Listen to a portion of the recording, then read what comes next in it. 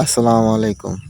আপনারা দেখতে পাচ্ছেন যে আজকে ক্যামেরার সামনে আমি না, তাহলে সামনের এই ব্যক্তিটাকে? ইনি হচ্ছে আমাদের সাতক্ষীরা জেলার যুব উন্নয়নের একজন অফিসার। তো তাহলে ইনি আমার সামনে কিভাবে, ক্যামেরার সামনে কিভাবে? আমি বিষয়টা আপনাদের বুঝিয়ে বলি। বিষয়টা হচ্ছে, যেহেতু আমি হাঁস, মুরগি, গরু, ছাগল নিয়ে কাজ করতেছি বা এগুলা নিয়েই কাজ করার ইচ্ছা আমার, তো আমি চিন্তা ভাবনা করলাম তাহলে সরকারিভাবে যে ৩ মাস মেয়াদি একটা কোর্স থাকে গবাদি পশু, হাঁস, মুরগি লালন পালনের উপরে, ওই কোর্সটা তাহলে আমি করি। কারণ এখনকার সময় অভিজ্ঞতা ছাড়া যাতেই আপনি যাবেন তাতেই আপনার লসের সম্মুখীন হতে হবে বা ক্ষতির সম্মুখীন হতে হবে। তো যে চিন্তাভাবনা সেই কাজ। আমি মোটামুটি জুলাইয়ের ১ তারিখ থেকেই জয়েন দিয়েছি, আর প্রথম ক্লাস ছিল এই। যদিও গতকালকে আমি কোনো ভিডিও আপলোড করতে পারি নাই, কাজের চাপ ছিল যার কারণে।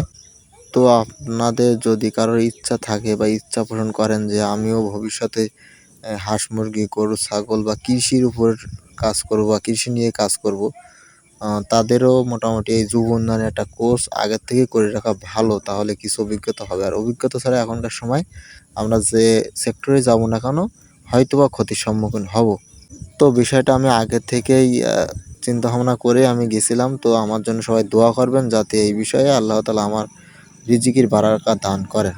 তো সবচেয়ে মজার বিষয় হচ্ছে, বাড়ি এসে মেশিন খুললাম। মেশিন খুলে দেখি যে বেশ অনেকগুলো কোয়েল পাখির বাচ্চা। আমি ডেটটা আমার মনে ছিল না, যার কারণে আমি হচ্ছে হ্যাচারে দিতে পারি নাই। তার আগে তারা ফুটে স্যাটারেতেই মোটামুটি নিচে পড়ছে। তো আলহামদুলিল্লাহ তাদের কোনো ক্ষতি হয় নাই।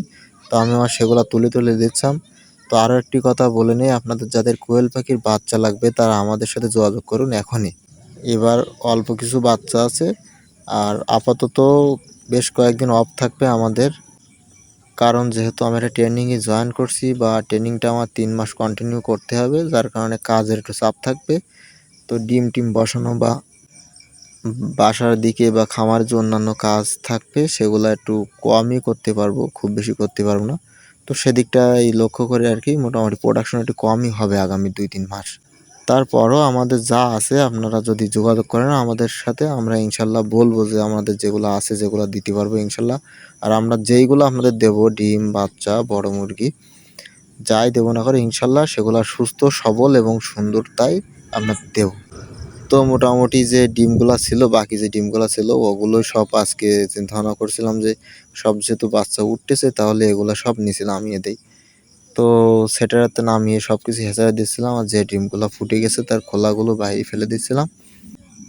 তো মোটামুটি গতবার যে আমাদের বাচ্চা ফুটছিল তার পার্সেন্টেজ খুব একটা ভালো ছিল না। আর এই যে দেখতে পাচ্ছেন এমনটা হইলে খুবই খারাপ লাগে। বাচ্চাটা হইছে কিন্তু সে আর ফুটে বাইর হতে পারে না, মারা গেছে। তো মোটামুটি ডিমগুলা সবই হচ্ছে হেঁচাড়ে দিলাম। তো আজকের ভিডিওটা এ পর্যন্তই। আপনারা সকলে আমাদের এবং আমাদের খামারের জন্য দোয়া করবেন। আসসালামু আলাইকুম ওয়া রাহমাতুল্লাহি তাআলা ওয়া বারাকাতুহু।